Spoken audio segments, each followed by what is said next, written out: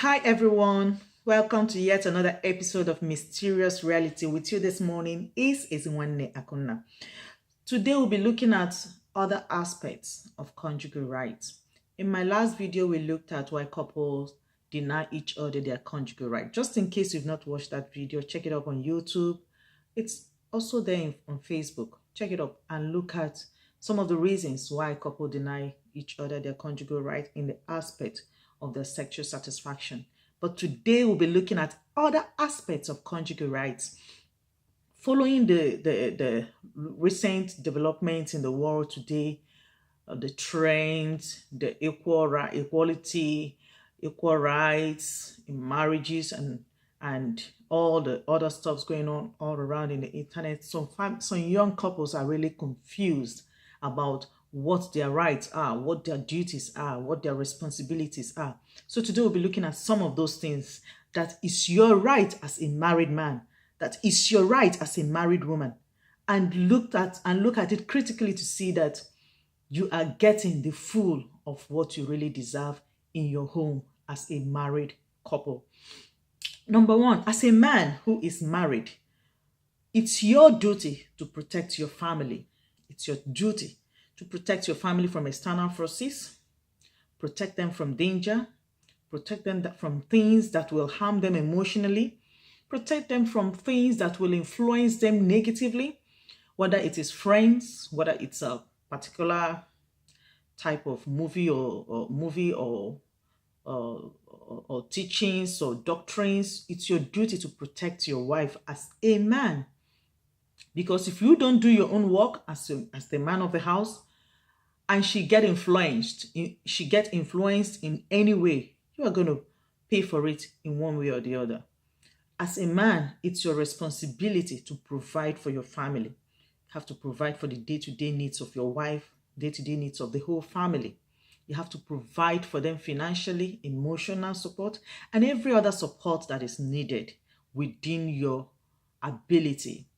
Again, it's your duty as a man to be able to teach your wife, teach your children, teach your family. You should be able to guide them, give them proper counsel. As a man, it's your duty. It's your duty as a man to lead your family to God. Yeah, to lead in daily devotional. That's your duty as a man. So as I'm saying this, you look at yourself as a married man, as a father, as a husband. Do you take your responsibilities seriously? Or do you deny your wife her rights? Your wife has a right to be loved, to be cared for, to be protected, to be cherished. It's her right. She didn't make it that way. That's how she grew up to see it. And as a married man, it's your duty, your real duty, to guide your wife.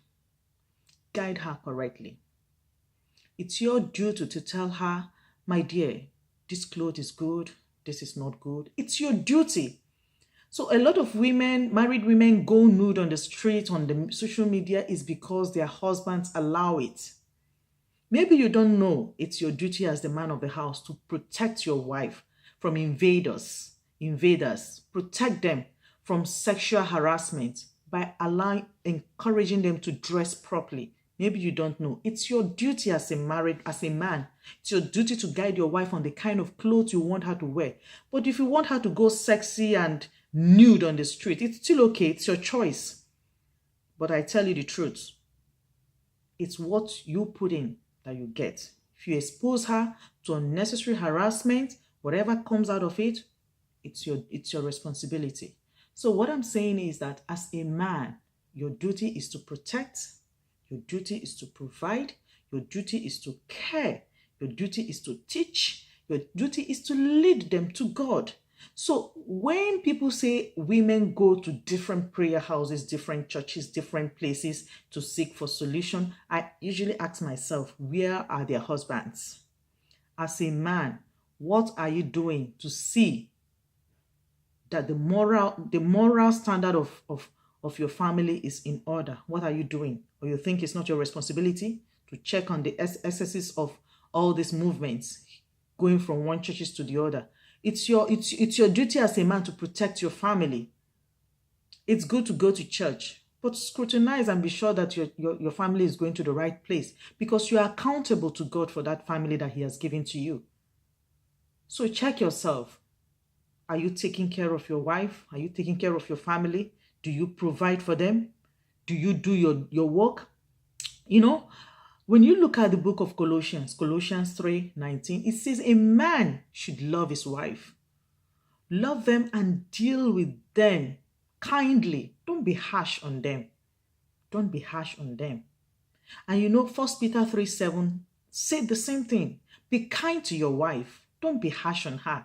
You know, some men, it amazes me how many men do not value their wives. I mean, they don't even see them as important. But if you understand the ingredients that God has put in the woman, oh, I tell you the truth, you will change for better. If you are able to do your own part as a man, love your wife, cherish her, provide for them, provide for the whole family, care for them. Allow God to do the rest. You do your own part first and allow God to do the rest. You know, in 1 Timothy 5:8, the Bible says that a man who cannot provide for his wife, for his family, is more than an infidel. He's worse than an unbeliever. As a man, do you just sit at home, or you do your best to provide for your family? Just do your best. Don't just sit at home, even if your wife works. She's just a support to you. It says that he who pays the piper dictates the tone. For you to maintain your position as the man of the house, you should be able to take charge financially. Then you can take charge in every other aspect. But if you cannot take charge financially in your home, it's hard to be able to dictate the tone, how things are done. So what I'm trying to say is, try as the man of the house to do your part. Take care of your wife. That woman, you married her when she was blooming, when she was glowing in beauty, radiating. You have to take care of her for that beauty to last. Otherwise, she will shrink and wither quickly, more than you can even imagine. And then as a woman, do you understand your responsibility? Do you know that apart from childbearing, you have the responsibility to see that the activities of the house are well coordinated? I mean, even if you have helps or housemaid or help who, or part-time domestic staff who does all this work for you, it's your duty to supervise every work. Make sure your husband have good meal. Make sure the family eat healthy meal. Make sure the house is in order. Apart from childbearing, child nurturing, child care, it's your duty as a woman to see that the house is in order and everything is in place. Do you do that? When your husband comes home, does he come back to meet a good meal, or he comes back hungry? So do you deny him his right? He's entitled to a good meal when he comes back from work. He's entitled to a clean house. He's entitled to have some peace. Do you give your husband peace, or you give him trouble? Check yourself as a wife. Check yourself as a wife. God has put a lot in you. Use those things that God has given you to make that marriage better. You know, in 1 Timothy 5:14, it made it clear that our duty as women is to take childbearing, child nurturing, homemaking, homekeeping. It's part of our duty. And in Colossians 3:18, the Lord made it clear that we have to submit to the authority of the man, even if we're not comfortable with it. Submit. Even if you're the breadwinner, the one who is bringing in the money, you're just there to help him. It won't last for so long. You know, you're just there to help. You're not there to take over. You know why you have so much stress? Is because you have done your own part and done his own part. Allow the man to do his own part. You concentrate on your own. Concentrate on your own part. Be the helpmate that God has made you to be. Allow the men to lead the home. Even if they make mistakes, allow them. They will learn better from those mistakes. Don't be afraid of their failing. If they fail, they will rise up and continue. I encourage you as a woman to fix your home. You know, when two mature people come together in marriage, the home comes out beautiful. When I talk about maturity, it has nothing to do with age. It has nothing to do with size. Maturity is being able to look at certain things and let it go.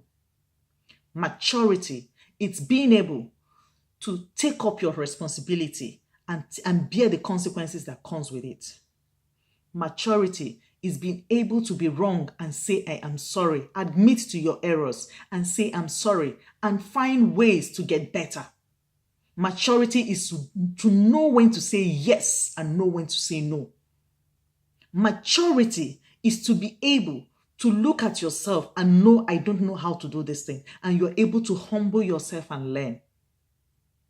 Try to reflect the glory of God in your home.